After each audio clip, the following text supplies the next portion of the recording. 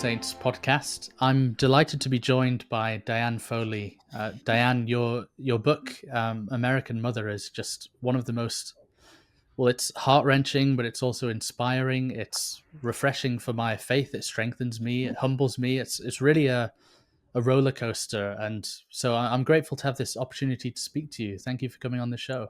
Thank you, Ben. I'm so grateful to Colum McCann because he had the brilliance and the talent to be able to tell the story, help me tell the story. So, and thank you for inviting others to read it.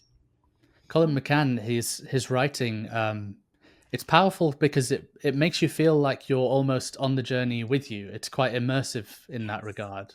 Was that Yes. intentional? Do you know? Well, he entered into the journey. I did not know Colum previously, Right. previous to 3 years ago. It was Jim, our son, who was a huge fan of Colum's. Our son Right. Jim Okay. was an incredible, voracious reader from the time he was a youngster. And he knew of Colum and his talent. And Jim was reading one of Colum's book. um, there was a photo of Jim reading Colum McCann's book when he was taking a break from his work in Afghanistan. And when Jim No was way. killed, that photo was sent to Colum. And so Colum tried to find me, reach me, and I never found or heard his message. But then just 3 years ago, thanks to friends at Marquette University in Milwaukee, Wisconsin, we were both invited to a virtual meeting about his book, A Paragon. And it was in that meeting we met one another, and then he came to visit, and he accompanied me throughout much of the trial and to all the visits with Cody El-Sheikh and El-Sheikh. He's been a blessing. He entered the journey 3 years ago, and that's why he was able to tell the story with my help. So I'm so Gosh, I grateful. had no idea that that's how it came about. That's Yeah, amazing. yeah. Um, I'd love to talk about Jim, your son. One of the hostages who was with him said about him. I've got this quote: "We lost all hope in captivity, but James didn't. He saw the light instead of the dark." And well, I'd just love to hear you talk about him and his moral courage and who he really was, but also kind of his motivations for going to these dangerous places. Well, Jim was uh, just a good person. He wasn't perfect, but he was a very curious, compassionate kid. Had many friends. Loved life. Loved. He was curious. He wanted to find out how things worked, who things were. He loved to listen to other people's stories. He was a gifted listener. And I think that's why ultimately he became such a good journalist, because he truly wanted to know the story. He wanted to understand people, particularly people from other cultures. Um, so I just think it took him a while to find out what to do. He wanted to make a difference in the world in a way. He really, in his way, he, from the time he was a young undergraduate at Marquette University, they invited their students to work in the inner city, to tutor, and reach out in the community. So Jim did. And I think the more he saw about the needs of others, and it just made him care more. And it challenged him to want to make a difference in some way. So it took him a while to find that way. He did Teach for America, working in the inner city after he graduated. And wrote stories about a lot of his students in the inner city and mentored them, but finally found journalism. And he realized it was through telling these true stories um, of others that he hoped he could reach others in the world so that we might better understand one another. And he became very passionate. about us. He aspired to be a man of moral courage. He aspired to dare to tell the difficult stories, the stories that might not be good for his career or for others, but that he felt the world needed to hear. They needed to know, for example, the suffering of folks in the Middle East, their yearning for the freedoms we so often take for granted. um, he became more and more passionate about telling those stories. That's really interesting. And so, when was it that you found out about his capture, and how did that kind of? Were you immediately then, from day one, involved with government leaders, and how did that change your Well, family's life? oh, it certainly changed it. He was kidnapped twice. Once in Libya Right. for 40 days, and our government let us know he was kidnapped. But at that time, we had no one responsible for helping families at all. So it was really private citizens who interceded for us and helped Jim get out of Libya. Um, but in Syria, he no one witnessed his kidnapping, so he just disappeared. We had no Right. idea who had taken him. Was it a jihadist group? Was it Assad? He truly disappeared, and we really didn't hear from the kidnappers for a full year after that. And that's why I quit my job at that point, to just try to find someone who would care. We reached out to journalists and to the government, but I was pretty ignorant about how to pull the levers, how to be heard. So I really failed. And so it was after Jim's murder that I just knew that we had to somehow try to make things better. So that's when we started the James Foley Foundation to advocate for other families. We were just felt our government, the United States of America, had to be able to do better. I mean, we were truly abandoned, not intentionally, but just because they didn't know what to do or how to do it. We were a low priority, and it wasn't just us, but it was Stephen Sotloff, Kayla Mueller, Peter Kassig, and British citizens too. Our governments just truly didn't know how to help us, and that's why we families have had to try do our best to advocate for others in this situation. Can you kind of illustrate where, as a mother, I can't imagine where your mind goes to in that time of kind of. I think one of the most painful things in life is when we're faced with uncertainty, and especially as a Christian too, when we kind of feel maybe abandoned in our difficult moments. Perhaps could you share with us like where your mind went to during that time of constant fighting and lobbying and you know Oh, well, first of all, the only way it was possible was, I think, I know scripture helped me hugely. I mean, really. we Christians have always, if we read the Psalms, if we read the scripture, the, being a Christian, we're just a human being trying to get through life, and we all struggle with doubts and the spiritual, and we all need to rely on others. Really, that's and the ultimate one to rely on is our God. And I've been blessed since I was a child, really, with a deep faith, and so I just Mm. leaned into that. And my church helped hugely, our priest and other believers praying with me, for Jim. Um, and they were the angels that surrounded me and sustained me. But ultimately, it was our higher power, our loving God who never abandons us, never leaves us.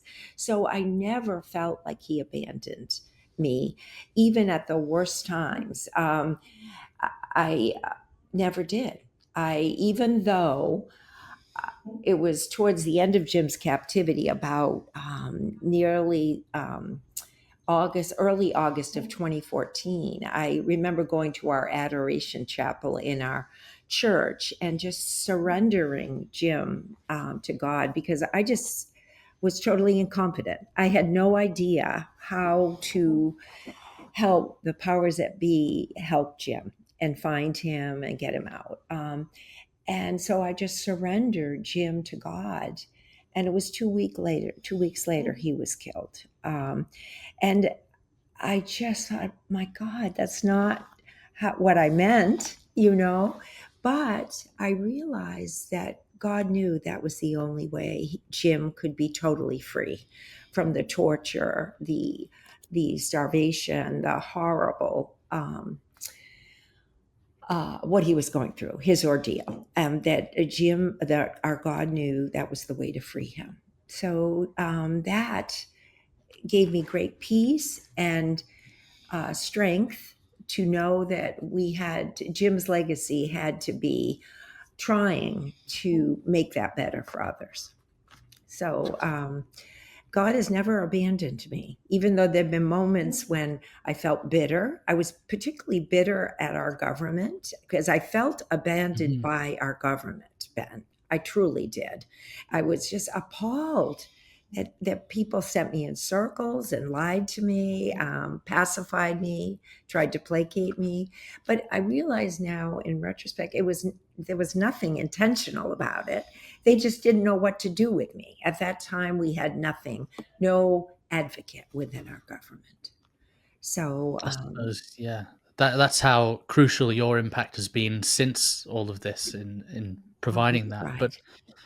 yeah, and it's really interesting to hear you talk about the failures of the government in this, because I think that's quite a pertinent point, especially for us who have that deep faith in God, is that we understand that when people look to governments and other institutions and things and kind of set them up as saviors in a way Hmm. to look to, and gods in their own right, Hmm. almost like idols, right? Yeah. Whereas when we place it in a higher sense, those other things kind of matter less and we're not as reliant on them. And I think it's such a danger when people forget their faith in a higher power and replace it with faith in kind of people on earth I and think governments and you're institutions, right? so right, Ben, because to be honest, the first year and a half, I just trusted that when our government said Jim was their highest priority, I believed them. And I thought, okay, I trust that that is true and that you're doing all in your power to bring Jim home. But then I realized over time, as the months went by, and other countries citizens came out, the Spanish, the French, Right. Danish, Italian, that ours weren't coming home, and that's when I was appalled that our government had truly lied to me, not because they meant to, but I just felt our government, we had to do better. That was unacceptable for me as an American citizen. I felt our government wanted to do better. They just didn't know how. And I didn't know how. So, but like I say, God was always with me and Mhm. always giving me that hope and somehow that strength to persevere and to not give up and to know that God would never abandon me, even though we human beings are fallible and that we let one another down. I've let people down, and the government let me down. But we people are only human. You know, we're not God. That's for sure. Mhm. It's beautiful too to hear that in that time the peace came from the support of your faith community, and of course the scriptures. It leads me to wonder: were there any specific passages that especially kind of you kept close to you during all that time? So many. Just like Be Not Afraid when I was terrified about going to Washington or talking to people that I didn't Mhm. know or trying to find my way.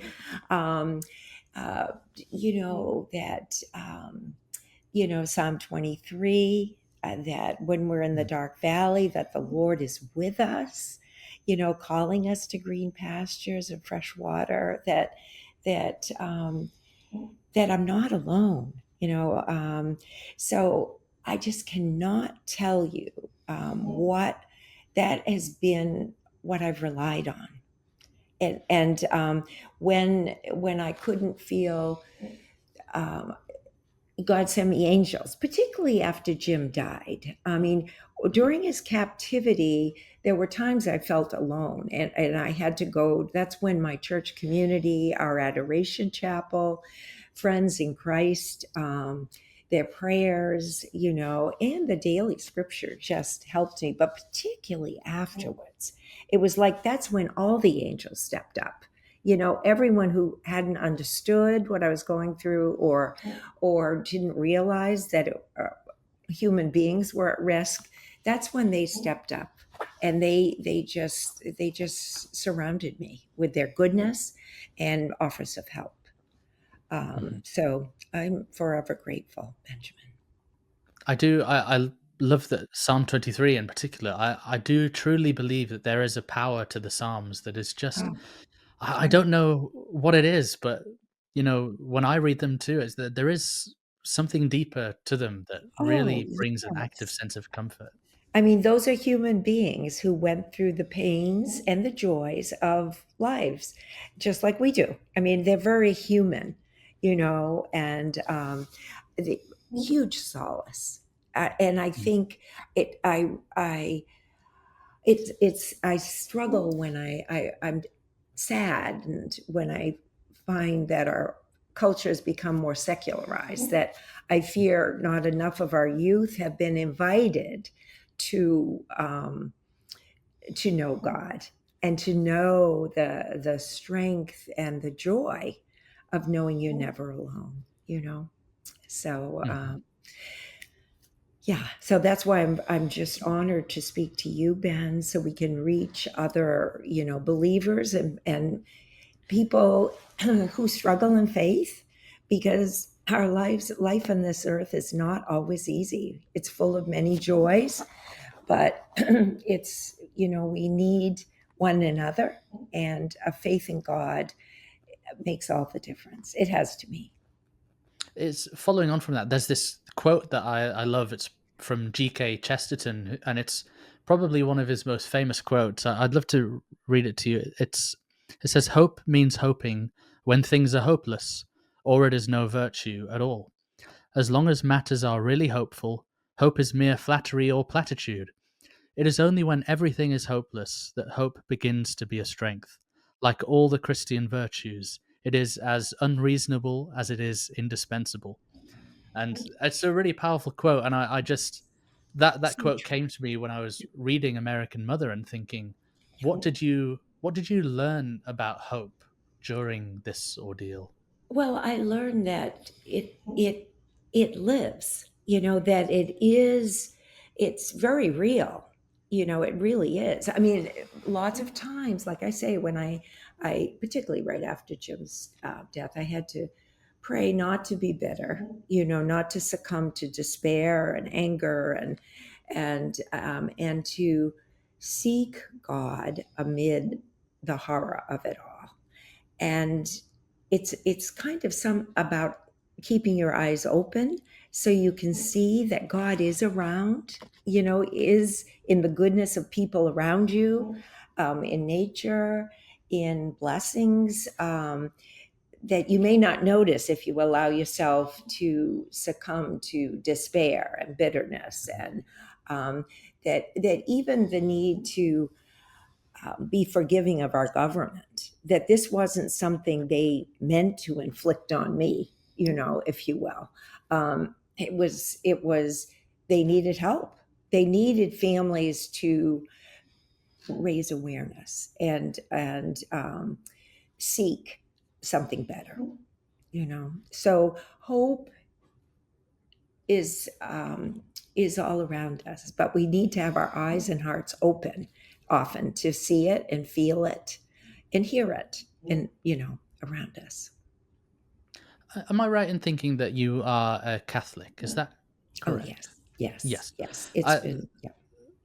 from that, I wonder, as a mother and a Catholic, Mhm. did Mary play a role Oh, in? kind of Yes. your Oh, perseverance yes. through it all. I'd love to hear a bit about that. Oh, yes, the rosary. Yeah.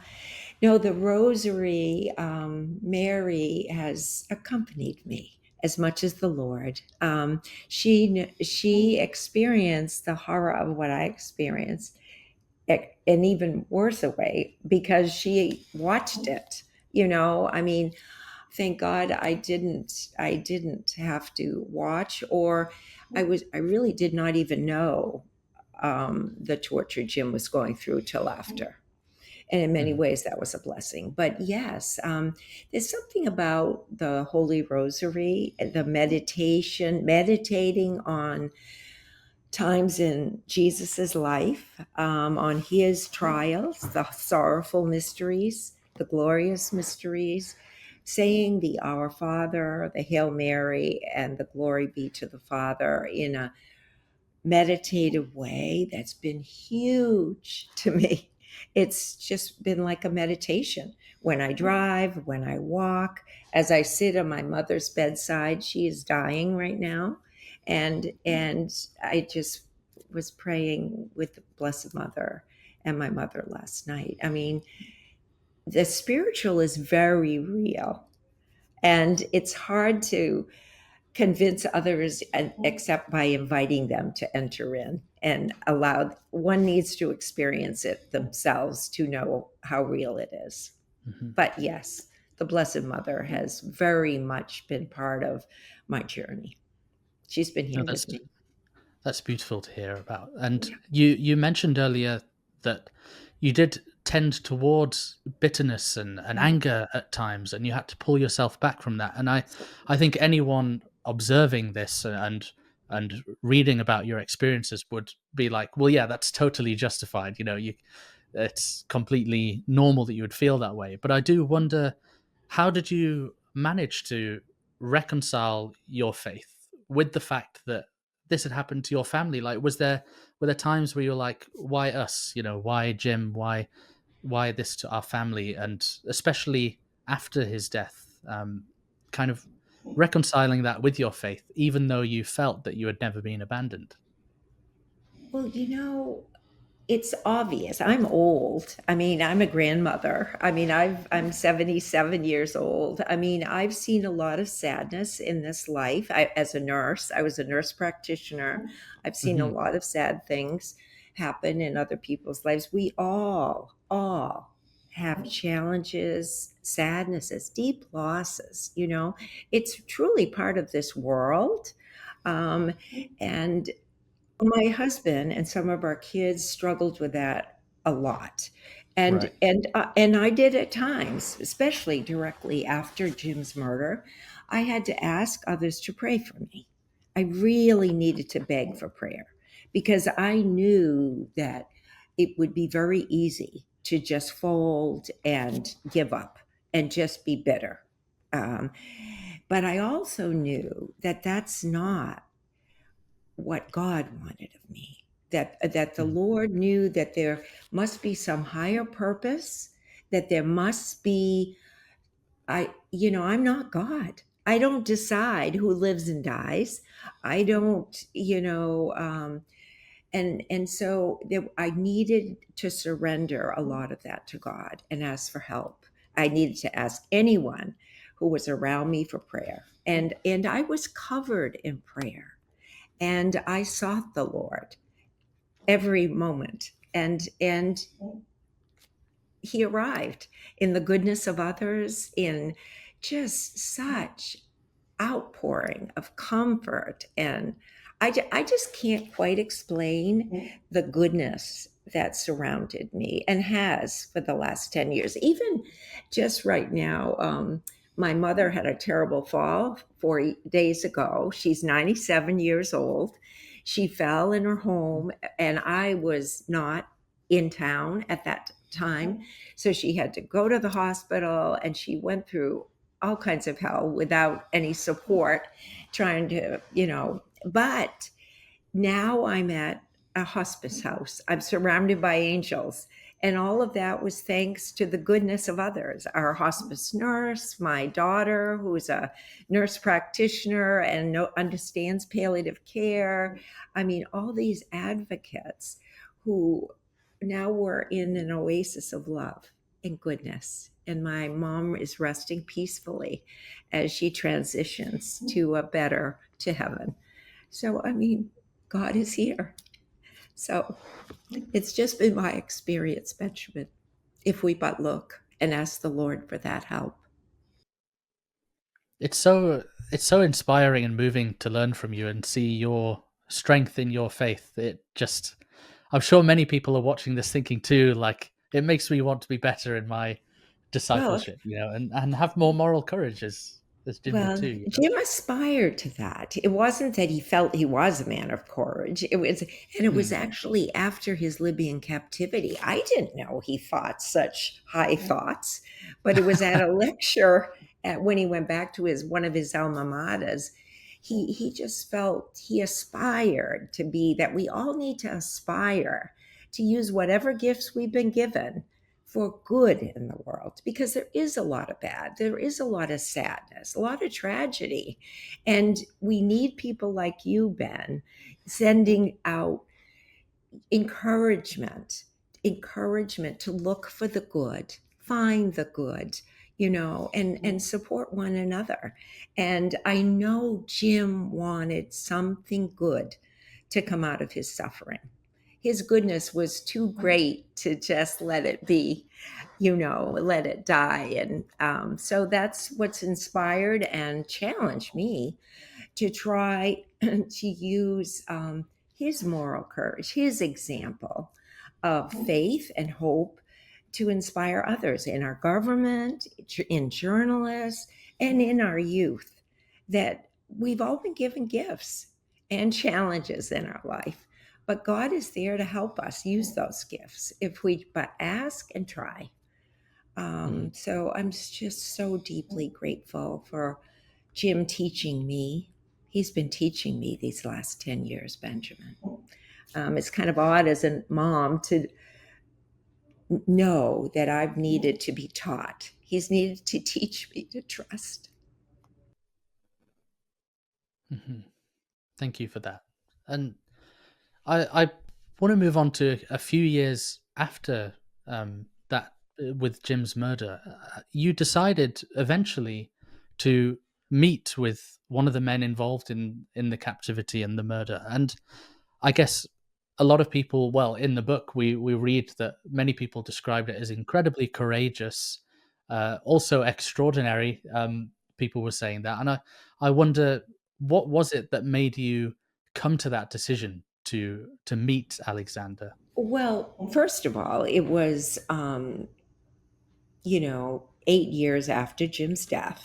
Hmm. And the only reason Alexander Cody and Shafi El Sheikh were extradited to the United States was thanks to the wonderful work of our Department of Justice and Scotland Yard at the UK, and just so many good people wanting us to find some accountability. Too often in international kidnapping and wrongful detention, there's no accountability, and thus difficult to have any deterrence.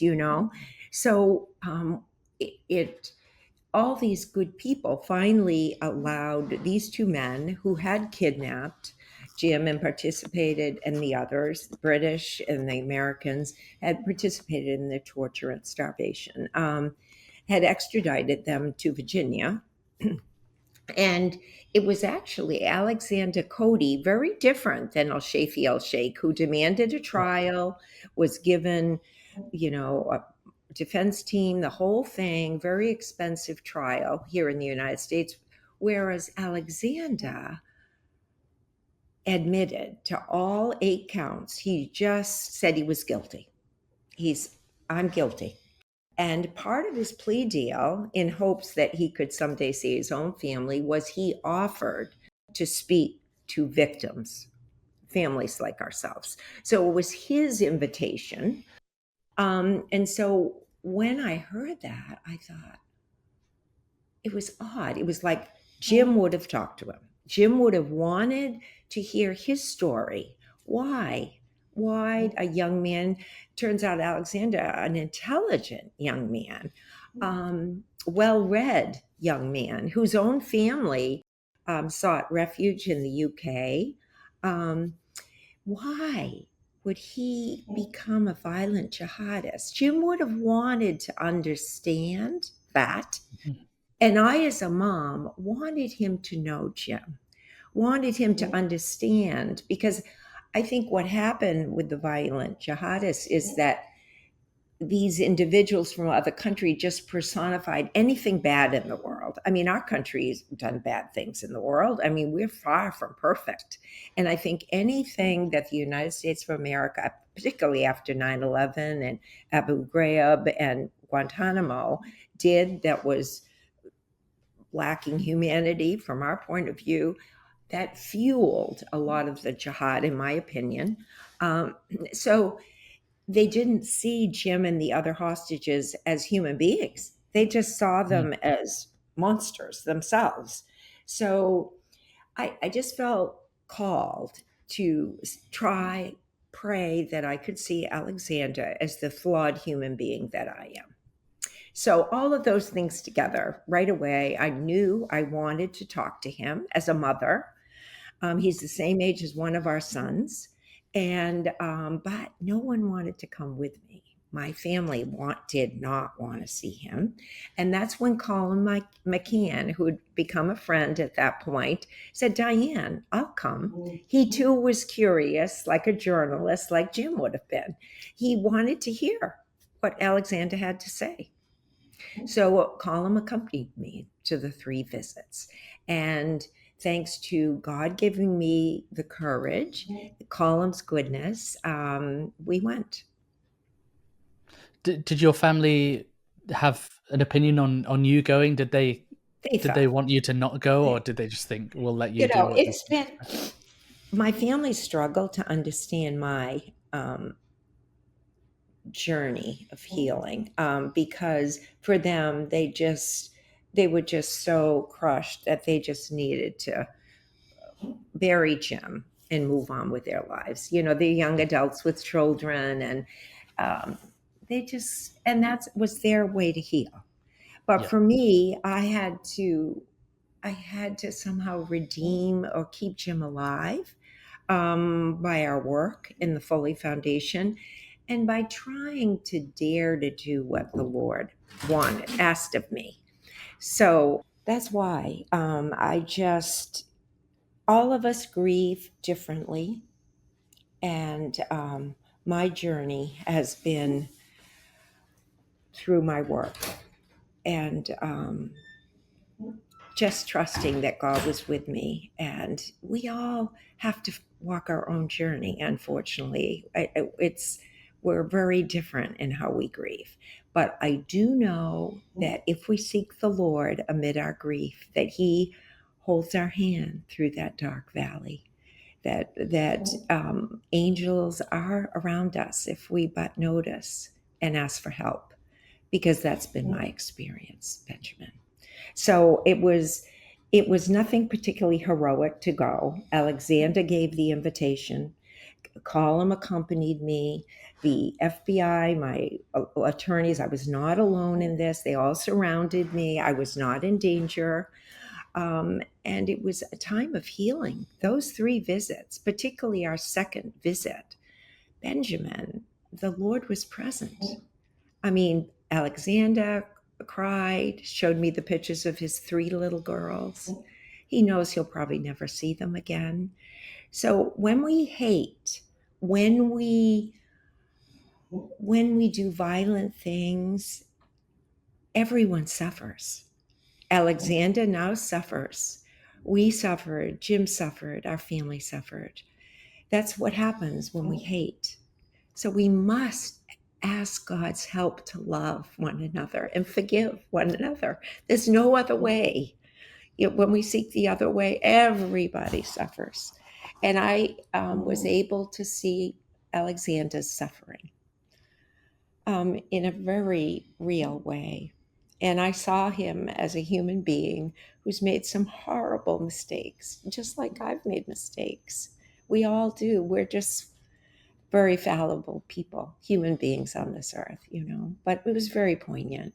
And Alexander's trying to find some peace through his faith, through the beauty of his Islam and the goodness of his faith. He had just been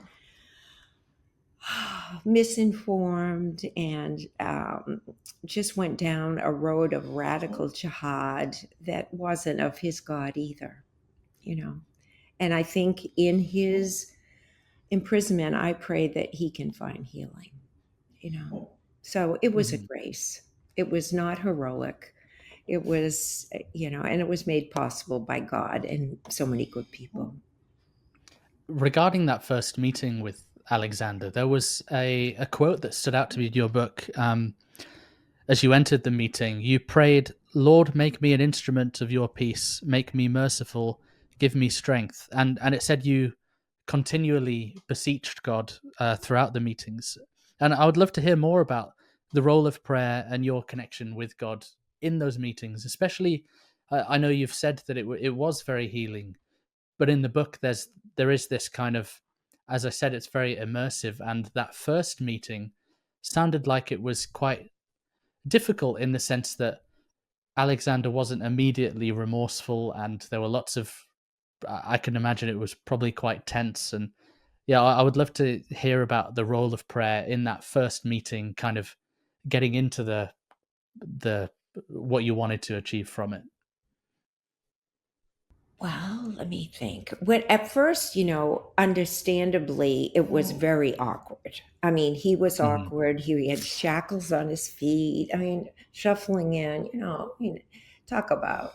So he was a bit defiant, understandably, tried to justify what he did. This was war. This was nothing personal.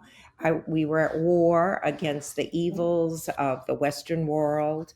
Really trying hard to justify. And he had a copy of Patrick Radden Keefe's book about the Troubles in Ireland. He said it was a lot like Mm. that. We were at war, and he had no idea that Colum McCann was sitting next to me, and he had written a, a commendation for that book. I mean, it was all kind of bizarre how the world was small. And so he was defiant, and I prayed for the grace to just listen, to be the listener that Jim was. I'm not a particularly great listener, but Jim was.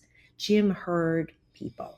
So I prayed for that grace, Benjamin, to just try to be as a mother would to my son.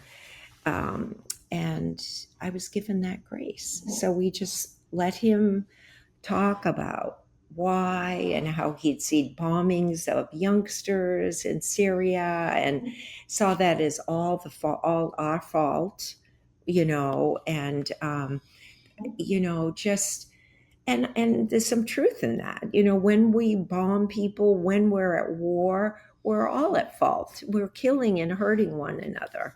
And so, but I think the more we talked, then he wanted to hear a bit about Jim. He was at first kind of resentful. Oddly enough, he had seen after Jim, while Jim was in captivity, or no, it was actually after his murder, one of his childhood friends wanted to do a documentary about Jim because Jim was very loved and he wanted the world to know who Jim was. So he and others did the documentary by HBO, Jim, the James Foley Hmm. story. I don't know if you've seen it, but Yeah, it's brilliant. apparently Alexander saw it twice, and I found that kind of odd. But he found it twice, and it made him more angry. Here's this white American that gets to have his story told. What Mm. about we poor people, or the poor people of Syria, or immigrants? And I said, but Alexander, that's what Jim was doing as a journalist. He was trying to tell just those stories.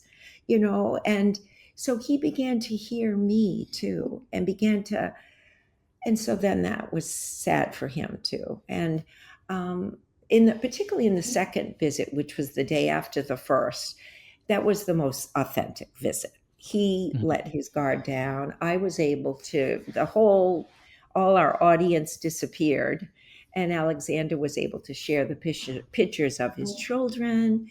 He did say he was so sorry for the pain we had gone through. Which I thought was a huge admission. Really, he said that several times. He wrote me several letters after that, which we Right. didn't get for 6 months later. But so he did show a lot of remorse. So God was present. I guess that's what I want to make sure you and your listeners hear. Yeah, I can imagine it would have been a strangely sacred experience for you, Yes. given all of But that, which yes, particularly that middle visit. The the middle one. the later visit 6 months later, was more different and more kind of full of his justifications and all. In our humanity, we justify our actions. It's so human. But amid it all, there was deep grace. And did you the word kind of the word forgiveness is mentioned a lot with this, and do you feel like you did forgive him? And what kind of value does I just think from the perspective of so many people listening to your story would think, how could I ever forgive someone who had inflicted that sort of pain on me? And that's where your kind of grace and your faith comes in really powerfully, as that example of seeing that goodness and humanity in him. I feel like that is it's a sign of how your faith has kind of made you strong in that regard. Would you say that? Well, could you describe that kind of process of forgiveness? Well, anything good that I've done is God's work, not mine. I think it's so important for me to know that because I've made plenty of mistakes. I didn't bring Jim home. I find it harder to forgive some people than others. But I think the fact that Alexander expressed sorrow and was real. I mean, he will be um, in jail for the rest of his life. He's only 34. I mean, he's the age of one of our kids. He's a young man, a very bright young man. And I could tell from talking to him how much he loved his children and his wife. So he will be held. He is, and now I'm not saying that justice and accountability are not necessary because they are. We Yeah. must pay for our sins. We must ask forgiveness. We must do whatever it takes to make amends. So that is important also. But all I'm saying is mercy is important. That we must be merciful to one another because none of us are God and none of us are perfect human beings. So the fact that God gave me the grace to see him as a human being was a gift. And I felt like it was a gift I could give him, but also a gift to me. It was just a gift. So, but not me. It was God's work, without a doubt, Benjamin. You know, it's the That's truth.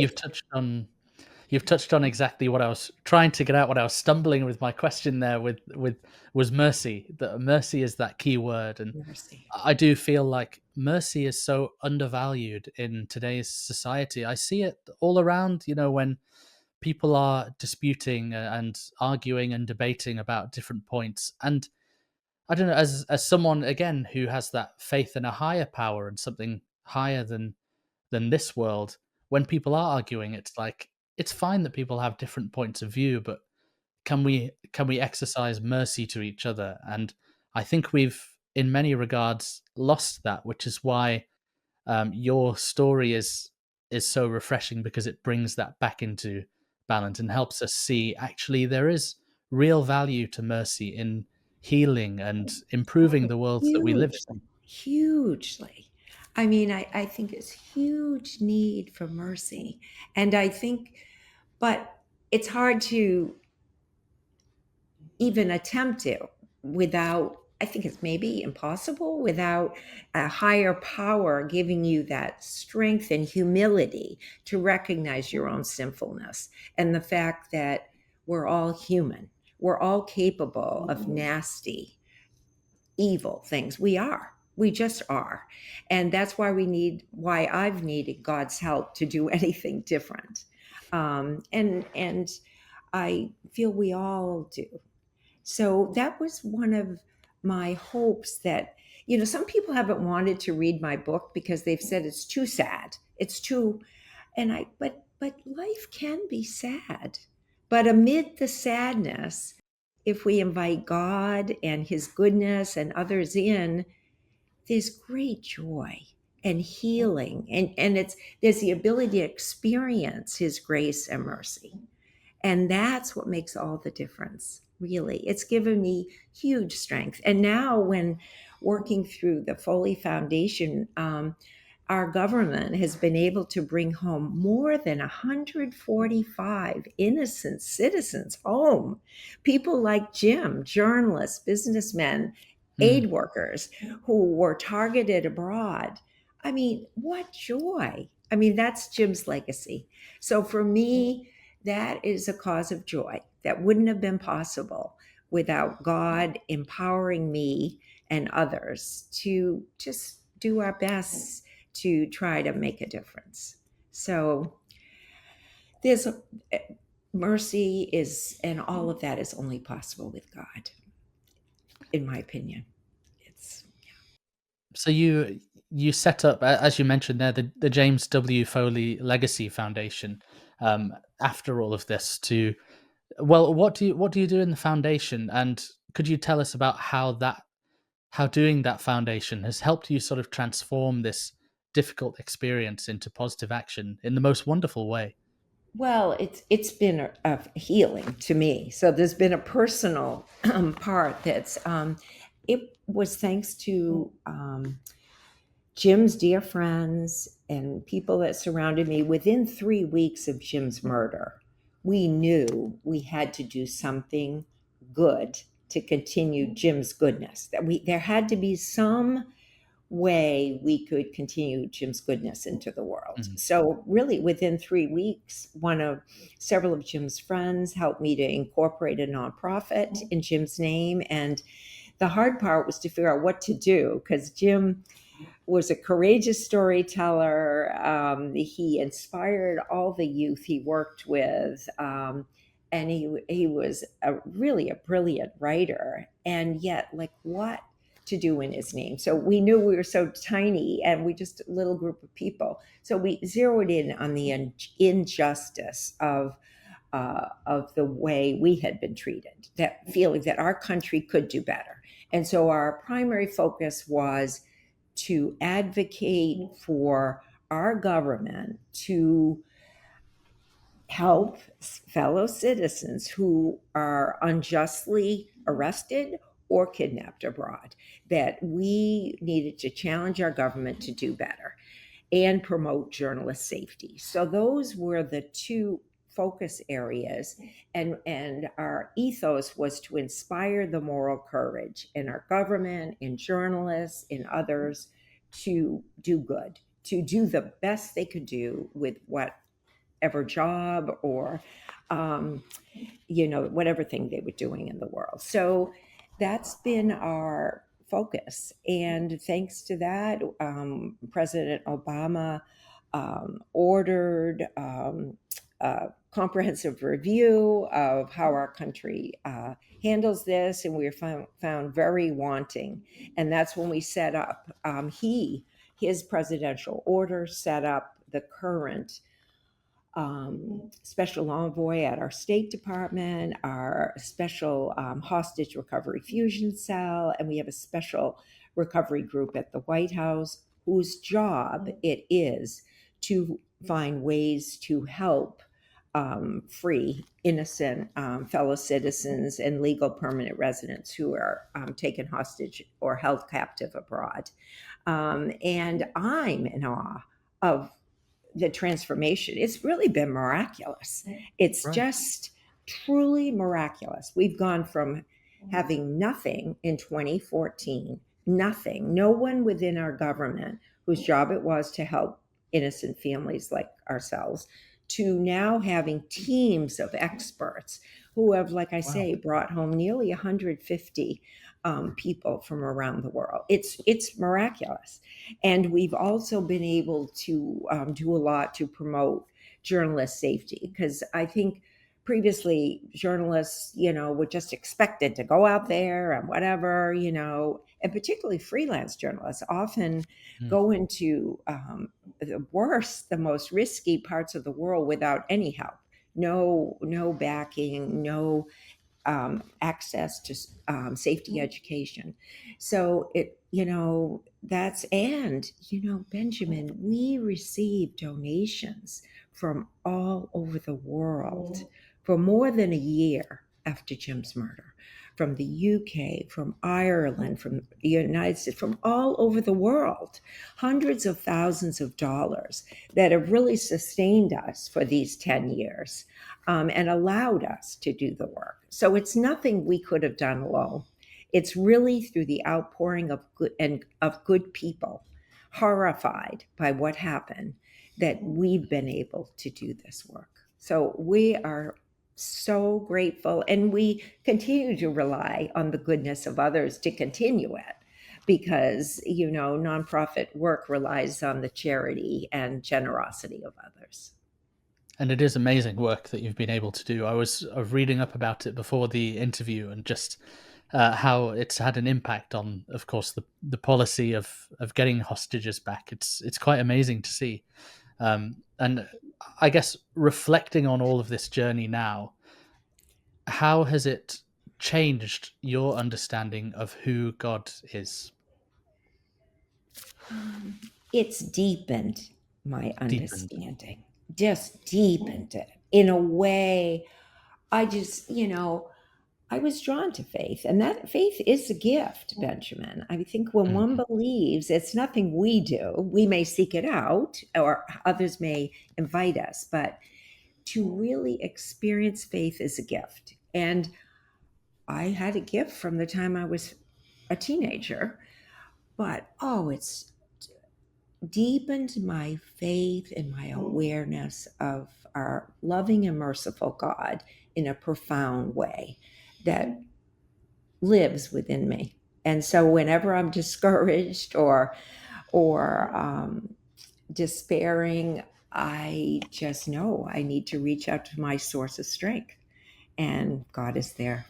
Sometimes it's within a person around me, and sometimes it's just within nature. Right now, I'm at a hospice house I have little birds coming to the feeder. It's just, it's like the goodness of God's world surrounding me.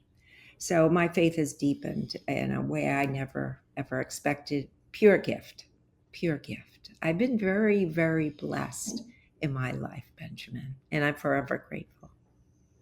That's beautiful to hear. And well, my final question, because I don't want to take too much of your time, my final question is, if you could speak directly to someone who feels abandoned by God because of their suffering, what would you say to them? Well, it's hard when a person doesn't believe, because when you've been hurt and you are suffering, it's very hard. So I guess I would tell them and remind them that I'll pray for them, that I am praying for you. And I think when people are suffering, we need others to not only pray, but to reach out, be present, just text them, offer them love, and it's in that loving of a person that they can often feel God's presence. So I think it's very, our outreach to one another, we just aren't islands. We can't survive alone. I mean, we really cannot. And so we need God with skin on. We need God. We need to love one another. And I particularly worry about our youth. We need to give our little ones the hope that they're never alone, that God loves them, God surrounds them, and teach them. to see God around them. Because I often think that that's frightening in our secular world. I think it's easy for young people to feel isolated, alone, bullied, terrified by the sad stuff, and especially with news. We hear about bad things all the time. And I think our youngsters need to know that, yes, amid all this, the awful things happening in the world, there's so much good and so much love, and to invite them into that love and to love them. So I just think when people are suffering, they need to be loved.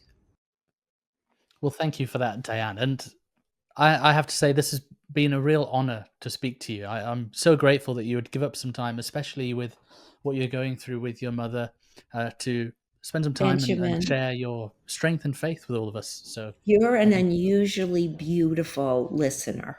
You really are, Benjamin. And it's been an honor to talk to you. I just thank you for sharing God's goodness and hope in the world.